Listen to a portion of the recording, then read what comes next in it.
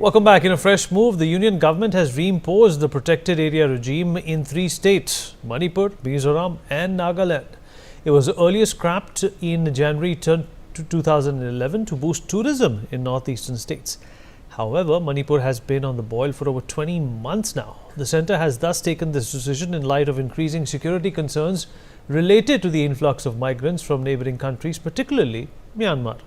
To put this into perspective, Manipur, Mizoram and Nagaland cumulatively share 1123 kilometers border with Myanmar. Now, with this move, the centre will effectively restrict the entry of foreign nationals. In fact, all foreign nationals who wish to visit areas in these 3 states will now have to obtain a protected area permit. This permit normally has a duration of 10 days and is only granted by the Ministry of Home Affairs. This brings us to the question whether this and the decision to fence the border will then curb the terror and the disturbances that continue unabated in Manipur. We'll talk about this with our guests. Professor Bhaswati Mukherjee, former diplomat, with us on the program. Major General Rajan Kochar, defence expert, also joins us on the show. Major General Sudhakar G is also with us on the program. He's a defence expert. Last but not the least, Professor Madhav Nalapat, editorial director of the Sunday Guardian, also joins us on the program. Professor Nalapat, I'll begin with you, sir.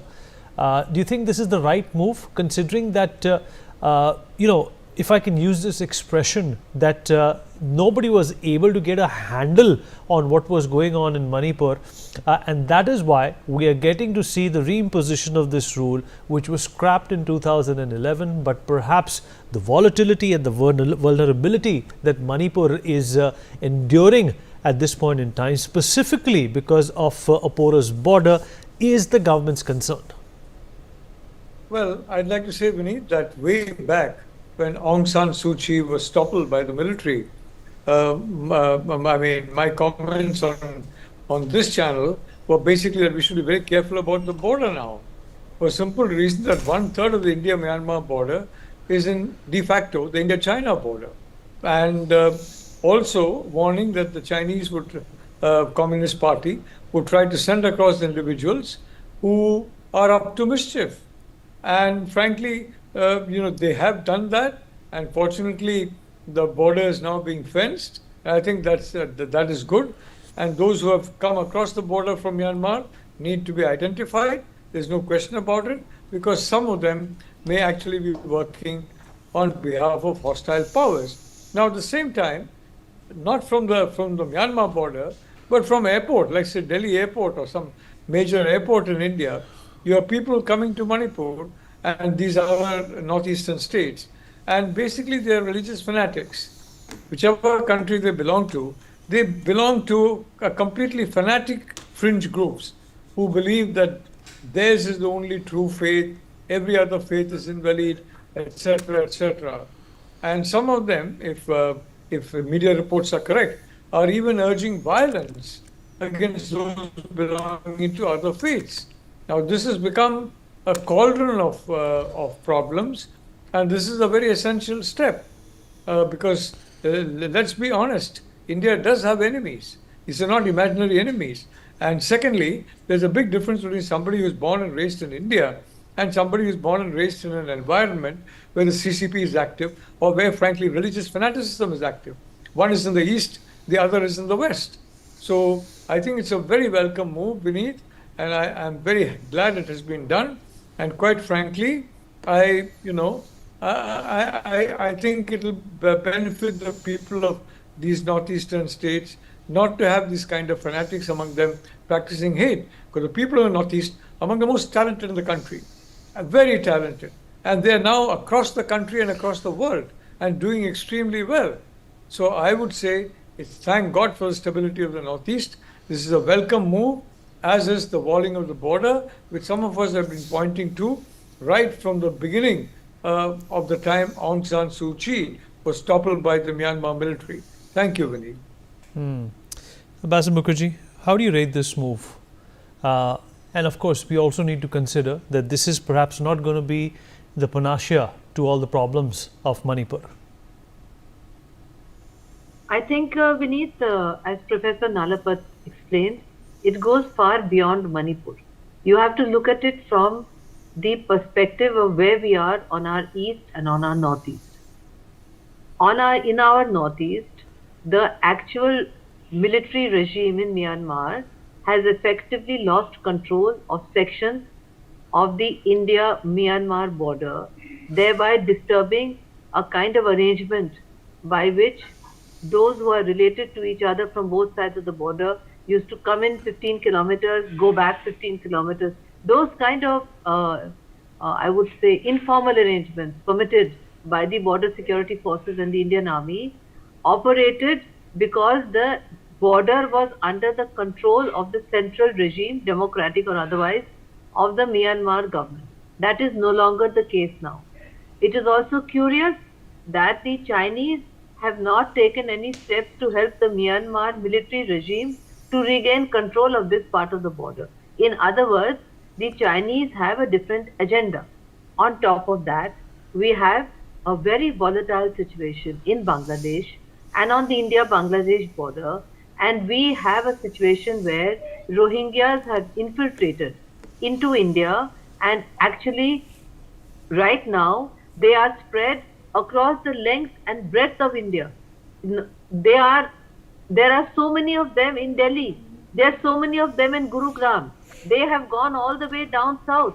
It's no longer a northeast east problem because these measures were not taken earlier, because the act unfortunately restricts flows of tourism, restricts development of northeast, and gives the impression that this area is a disturbed area. That is why it was removed in 2011 in the first place, and that is why the present government, despite all these challenges which Professor Nalapat has brought out, was hesitant to reimpose it because it is in a way antithetical to the full development and integration of the Northeast. But we are actually in a situation, I won't call it warlike, but we are in a situation where foreign powers are trying to threaten India's territorial integrity. This act is necessary to protect the territorial integrity of India, the integrity of the Northeast, of Chicken's Neck, etc. in a situation where the Bangladeshi regime seems to be in cohorts with the ISI and Pakistan. We cannot afford to allow any further developments which would be highly detrimental to our territorial integrity, and where we would not be able to operate our border security forces and our armed forces with the full freedom that they now can with this act. So in other words, to conclude, I would say it is not a measure that anybody would welcome, but it is a measure that is necessary to safeguard India's territorial integrity. And I am sure that the moment we are in a situation to do so, having walled the border and having brought back the situation under control, we would be the first, this government would be the first to say, let's lift it, because that is why it was lifted in the first instance, and it was actually very effective in bringing in tourism flows, including from other parts of India. The huge numbers of tourism, I've been there myself, but at the present moment, it will help to restore normalcy and calm. That is the requirement of the hour. So like Professor Nalapat, I would say very reluctantly that I fully welcome this measure. I hope it won't be there for too long, but right now we have no option, and I actually wish that we had imposed it 1 year earlier. Absolutely, ma'am. And General Kocher, do you think this was something that could have been done earlier as well? Because we know that the state as well as the central government, they have been running from post to pillar, trying to figure out how to in fact bring the calm and peace back into Manipur, but nothing moved. Vineet, first let us understand why this protected area permit has been enforced now. Once that picture will be clear, you can discuss all the security implications of the border. Right now, this has been necessitated due to the situation in Myanmar.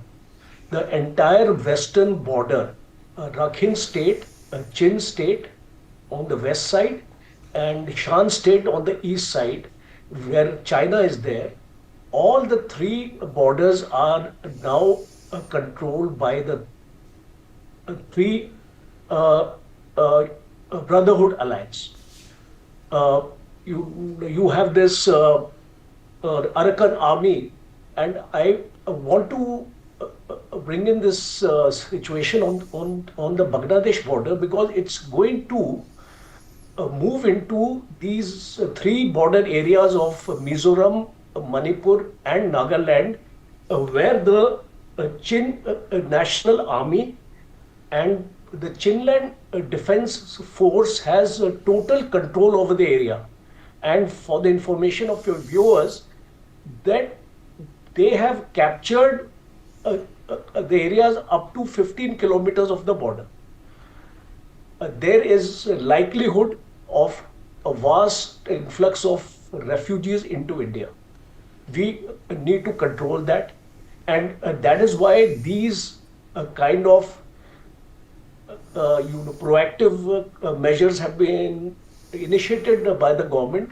One more important aspect is to be seen is that unfortunately we don't have a fencing on this border.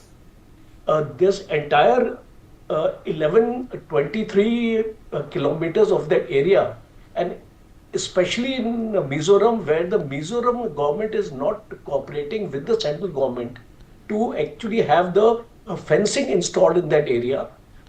Home Minister made a statement of some kind of activity or funds allotted to the fencing, but on ground actually nothing has happened. So it is going to take time, because that area itself, the terrain itself, and the communication system or the roads network within the country leading to the borders are also not that well developed. So it's going to take time.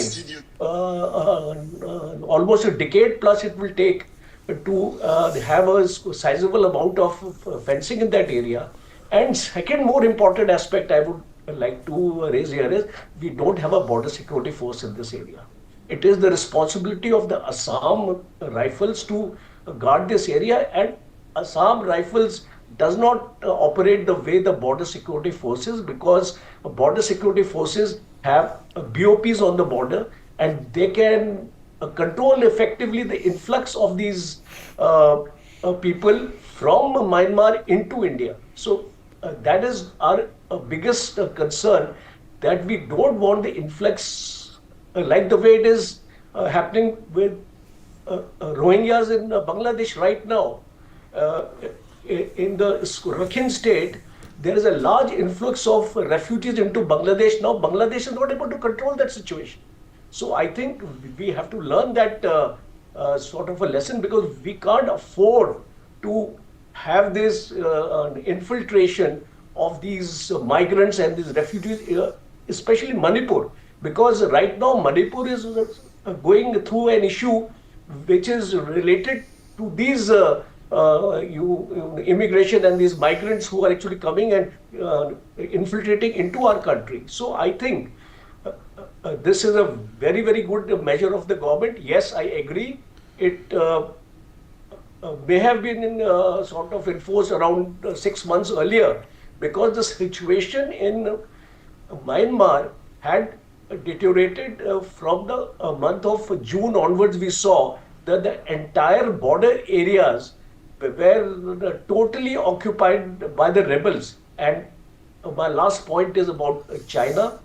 China has huge stakes in this area. China has a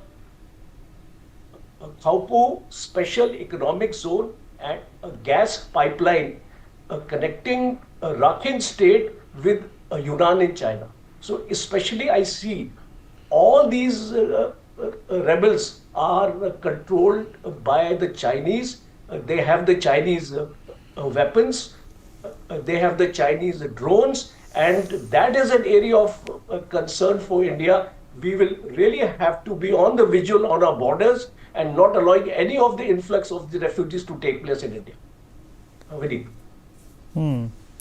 Professor Nalapat, of course, the border security force and the time it will take to, basically take care of our borders through fencing is going to take a few years, and that is something that was articulated by General Kochhar also just a moment ago.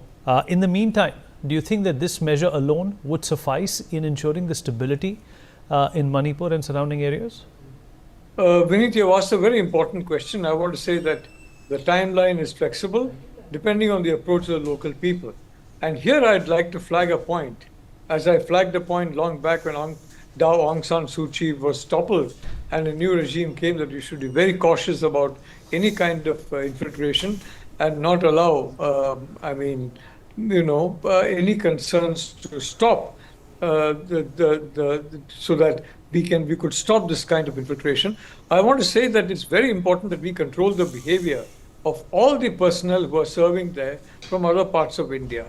The fact of the matter is that if they behave in a fashion that, we have got the controlling authority, we can do what we like, and basically downplaying the significance of the fact that under the Indian Constitution, all citizens of India are equal, and citizens of Nagaland, Mizoram, and Manipur are equal to citizens of any other country. We have to be very cautious to see that our people from other parts of the country who are operating in that area are well behaved and attempt to ensure that the locals feel befriended rather than dominated.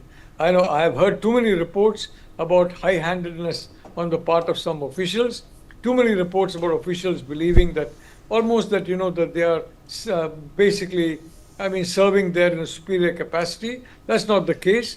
We're all equal as Indians. So I want to flag this very important point, Vineet, and I'm very certain Prime Minister Modi must be keeping at the top of the mind, because he's all for social justice and equality across India. We have to ensure that any official from any part of India who misbehaves in the Northeast and acts in a peremptory fashion, a fashion that basically puts off people there, is only adding to the number of militants and anti-India people there. And that individual needs to be identified and removed, if not otherwise dealt with. That's a very important point, Vineet, that we need to keep in mind. Absolutely, sir. You're quite right. Ambassador Mukherjee, what else do you think? What are some of the sensitive points, that we as a nation, we as Indians, need to in fact relay and convey, through our agencies and through our pillars of democracy, that will maintain the peace and safety in Manipur, which has eluded the state for quite some time now? Well, Vineet, as Professor Nalapat said, Indian tourists, I just saw something on social media, you must have yesterday, arguing with some locals in Uttarakhand, where the locals had asked them not to throw litter on the road, to throw it in the dustbin. And these two ladies from North India somewhere, maybe from Delhi or elsewhere, extremely aggressive two ladies, arguing back and then throwing all the litter into the valley instead of listening to them. Now, this was not in the Northeast, this was in Uttarakhand. But I agree with Professor Nalapat that it is very important to understand that the Northeast, these are our own people, these are Indians, they have to be treated with extreme respect, and they are actually very gentle people, the people from the Northeast. And because they are gentle, they are sometimes horrified at the aggressive behavior of outsiders. So I think it's a very important point he's flagged. But in addition, I would say that our armed forces have a lot of experience in dealing with the Northeast, and I'm sure we would be sending regiments there who know how to deal with the situation. One of the problems we are going to face is that when there was peace and tranquility on the Indian-Myanmar border, I understand that there were informal arrangements by which families on both sides of the border could visit each other and go back.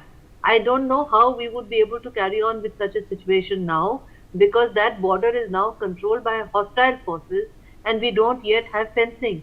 But I'm sure some via media, some mechanism could be worked out by which relatives living on both sides of the border could, with a permit, come in and go back. The situation as of yesterday was they could come in and go back without permits, because people on the border were aware that they were used to crossing the border and going back. The other thing that we have to be very careful about is that we have been able to complete an integration process of the entire Northeast, to bring in flows of tourism, to bring in development assistance, etc., etc. We have to see that despite this Disturbed Areas Act going in, we have to make sure that the rapid progress of the Northeast is not disturbed.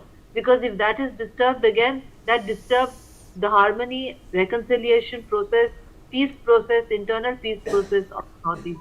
So it's a very delicate situation. But I would say, like Major General Kochar had just mentioned, that our first priority should be to fence the border and to make sure there's no infiltration. Once that is done, I'm sure the rest of the problems we could handle within the broad fabric of our democratic structures, and then at some point think of lifting this act, because there is no doubt that this act is inimical to free flows of tourism. On the other hand, this act is required to ensure peace and stability on the border. So as I said earlier, right now we really don't have an option. So I would focus really on policing that border properly with our border security forces and our armed forces, and to fence it as soon as possible. Until that is done, and given the uncertain conditions in Myanmar, where the regime could collapse if the Rakhine army, etc., makes such rapid progress just 15 kilometers away from the actual border between India and Myanmar, it's just a matter of time before they reach the border itself, in which case we would also have to deal with attempted inflows of refugees, just as we are dealing with that on a daily basis on the India-Bangladesh border. Altogether, a very conflictual and disturbed situation where every Indian needs to unite and think of the unity and territorial integrity of the motherland. That is what I would say. Right, absolutely. General Kochar, concluding thoughts, sir? We've run out of time before we leave. Yeah, Ved, I've just done a bit of a staff check, and especially related to border management in Manipur. We have 46 units of Assam Rifles in Manipur, and 15 of them are primarily earmarked for the border management, rest for internal security. What this entire border needs is, if you take Manipur, between each BOP, there is a laid down distance of 3.5 kilometers. So there is a requirement of 470 BOPs on the border, which will require 32 battalions of the BSF. So I am just highlighting this for a particular state, and if you expand it to the other states, you can imagine the quantum of actually force is required, because having a fence is one part of it, and surveillance over the fence is another very important aspect. So I think it's a work in progress. I think the government is aware. There is an NIA report also on this, and I'm sure in times to come, like Ambassador Mukherjee has also highlighted this issue, that unless our borders are secure, Vineet, it will be very, very difficult to control the internal situation in the country. All right, sir. Professor Nalapat, Ambassador Mukherjee, General Kochar, really appreciate you joined us on this important topic. Well, we've run out of time. We're going to take a short break on that note. Be right back.